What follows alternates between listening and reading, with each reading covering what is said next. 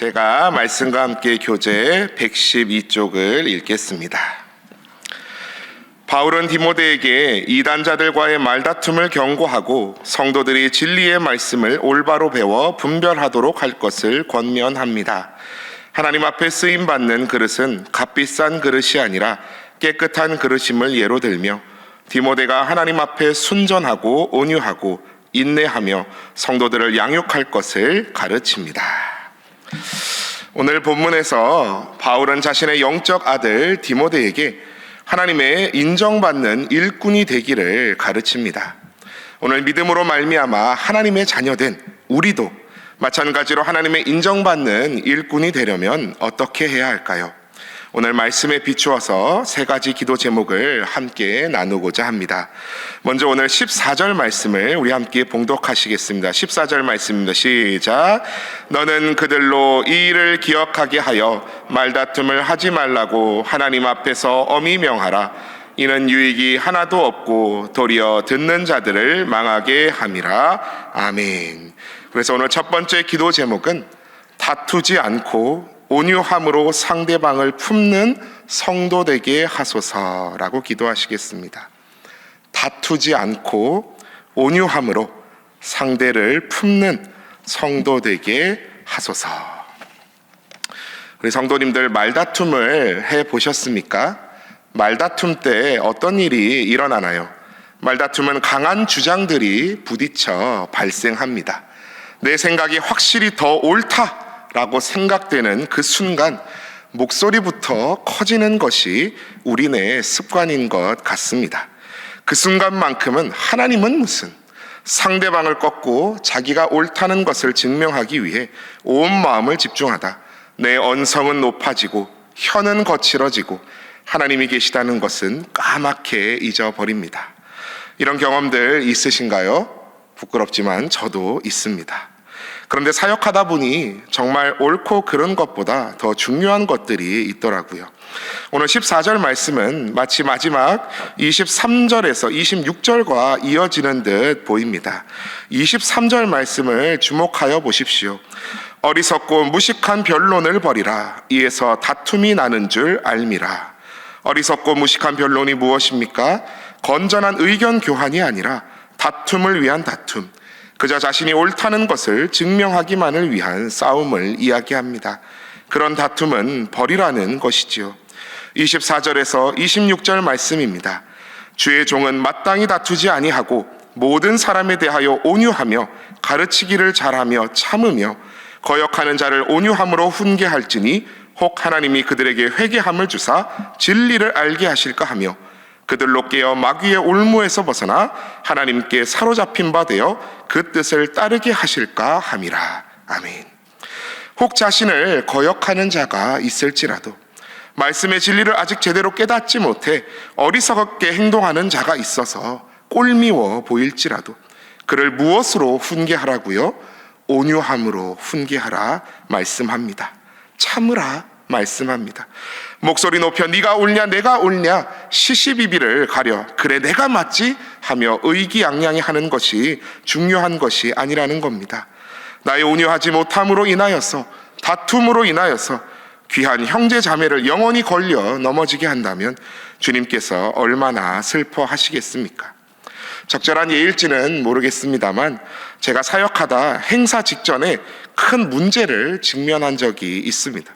행사를 얼마 남겨놓지 않은 시점에 없어서는 안 될 중요한 것이 빠져 있다는 것을 알게 된 겁니다. 담당장은 제가 확인한 줄 알고 있었고 저는 담당자가 확인했다고 생각한 것이지요. 모두가 순간 패닉에 빠집니다. 서로 당황하며 상대방의 잘못이라 힐난할 수도 있는 상황이었습니다. 근데 그때 한 집사님이 외쳤습니다. 지금 누구 잘못이 문제가 아니라 이걸 빨리 해결해야죠.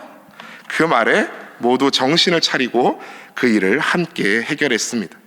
그리고 그 문제는 오히려 행사 후 진짜 하나님께서 이 일을 도우셨다 찬송하는 가장 큰 은혜의 사건이 되었습니다. 사랑하는 신인의 성도님들, 교회 일을 하다 보면 언제든 상대방과 의견 충돌이 생길 때가 있습니다. 그때 한 번만 더 숨을 고르고 내가 하나님 앞에 서 있음을 기억하십시오. 온유함으로 훈계하라 말씀하는 오늘 말씀을 기억하시고 사랑으로 온유함으로 서로가 서로를 품는 귀한 성도 다 되시기를 축복합니다. 이어서 우리 다 함께 오늘 본문 15절 말씀을 함께 봉독하시겠습니다. 15절 말씀입니다. 시작. 너는 진리의 말씀을 옳게 분별하며 부끄러울 것이 없는 일꾼으로 인정된 자로 자신을 하나님 앞에 드리기를 힘쓰라. 아멘. 그래서 오늘 두 번째 기도 제목은 부끄러울 것이 없는 일꾼으로 하나님께 쓰임받는 깨끗한 그릇 되게 하소서라고 기도하시겠습니다. 조금 길지요? 천천히 읽겠습니다. 부끄러울 것이 없는 일꾼으로 하나님께 쓰임받는 깨끗한 그릇 되게 하소서. 부끄러울 것이 없는 일꾼으로 하나님께 쓰임받는 깨끗한 그릇. 부끄러운 것이 없는 일꾼으로 인정된 자가 되려면 어떻게 해야 하나요? 15절에서 가운데 부끄러울 것이 없는 일꾼으로 인정된 자로라는 그 부분을 빼고 한번 15절을 다시 한번 보십시오. 어떻게 됩니까? 너는 진리의 말씀을 옳게 분별하며 자신을 하나님 앞에 드리기를 힘쓰라. 네, 그것이 정답입니다. 진리의 말씀을 매일 묵상하며 내 입에서 떠나지 않게 하며 그래서 옳은 분별력을 지녀 내 자신을 하나님 앞에 드리기를 힘쓰라는 것이지요. 다시 말해 말씀을 아는 만큼 그 말씀대로 살아내라는 말씀입니다. 저와 같은 사역자들이 가장 먼저 기억해야 될 말씀이요 또한 모든 성도가 기억해야 할 말씀입니다. 사역자는 홀로 말씀 위에 있고 성도들은 말씀 아래에 있는 줄 착각해서는 안 됩니다. 옛날에 개 마을에 개 가족이 살았는데 멍멍개 아니고 꽃게 할 때 개입니다. 개 부모가 자녀들에게 항상 가르쳤답니다. 앞으로 똑바로 걸어야 한대. 옆으로 걸으면 안 돼. 이러면서. 근데 자녀 개들이 앞으로 걸으려고 하니까 도저히 이게 안 되는 겁니다. 그래서 어쩔 수 없이 옆으로 걷고 있는데 옆에 부모를 보니까 부모도 어떻게 하고 있습니까? 옆으로 걷는 겁니다. 아니 아빠 엄마도 안 되는데 왜 우리를 똑바로 걸으려고 그래요? 그랬더니 부모개가 그랬답니다. 우리가 안 되니까 너라도 똑바로 시키려는 거지.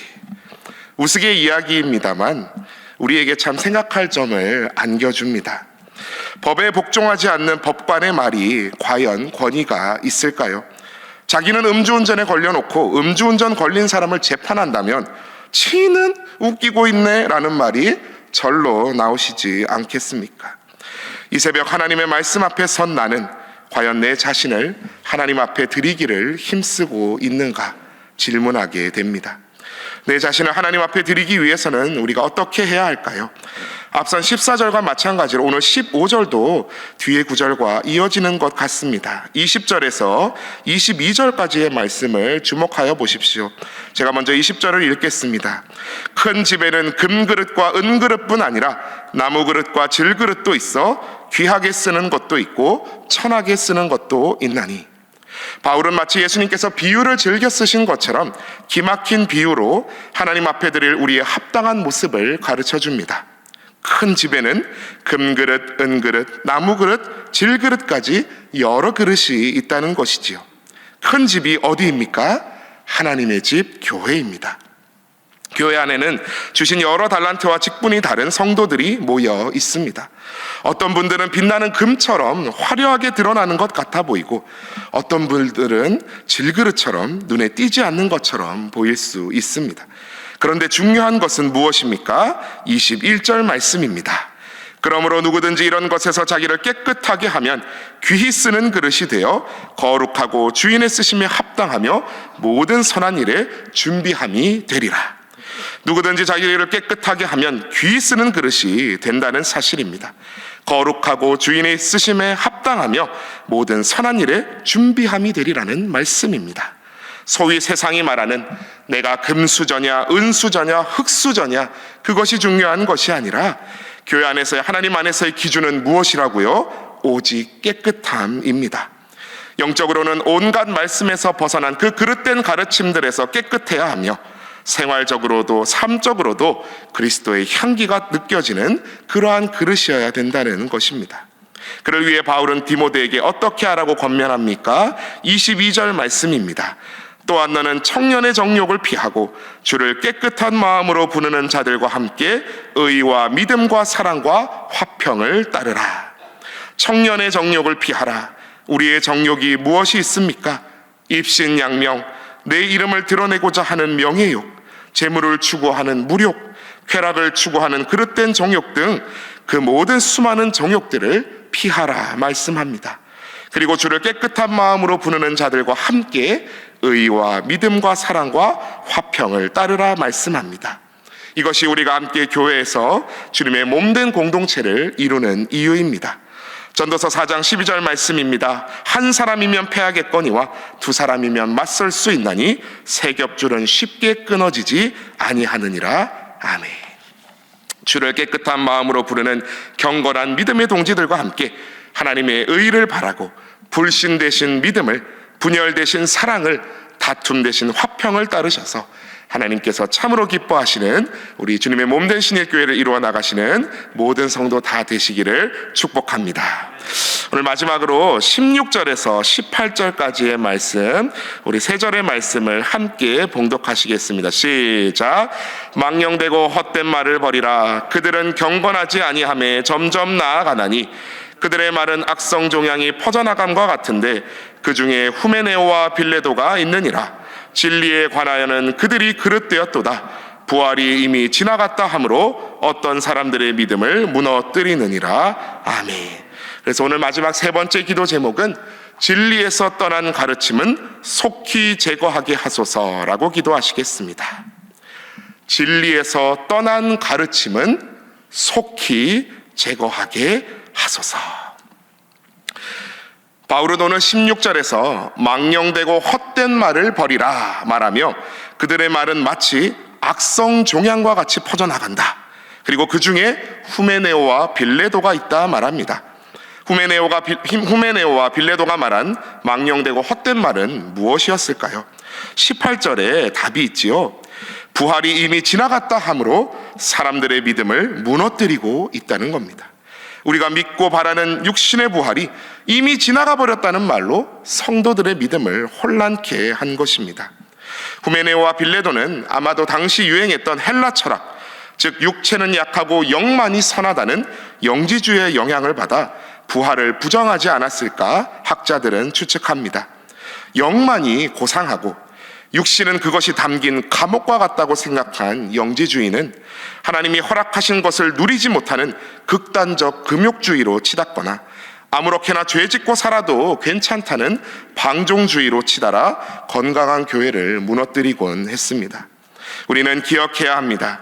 고린도전서에서의 말씀과 같이 주님이 부활의 첫 열매가 되셨으며 믿는 우리 성도 모두가 그 뒤를 잇는 다음 열매들이 될 것이라는 사실입니다. 예수님께서 부활이 없다 하며 예수님을 시험하는 사두개인 무리들에게 나는 아브라함의 하나님이요 이삭의 하나님이요 야곱의 하나님이로라 하신 것을 읽어보지 못하였느냐?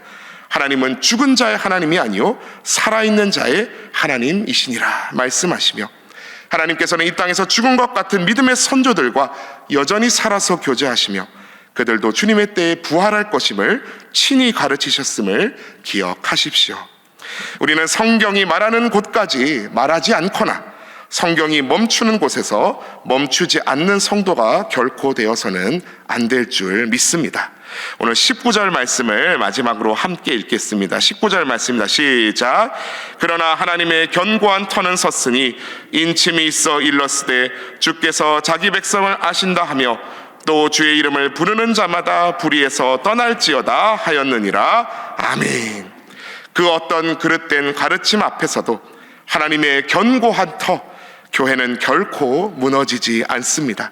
실제로 우리 교회는 그렇게 지금까지 수많은 이단과 싸우며 굳건히 주님의 은혜 아래 말씀을 지켜왔습니다. 주님께서는 그 자신의 백성을 아신다라고 선포하시며 불의에서 떠날 것을 오늘도 명령하십니다. 오늘도 성령의 검, 곧 하나님의 말씀으로 든든히 무장하셔서 그 어떤 악성 종양과 같은 그릇된 가르침과 이단의 유혹이 다가온다 할지라도 단호히 수술해내셔서 하나님 앞에서 자신을 경건히 지켜내시는 저와 여러분 다 되시기를 축복합니다. 이 시간 우리 함께 기도할 때에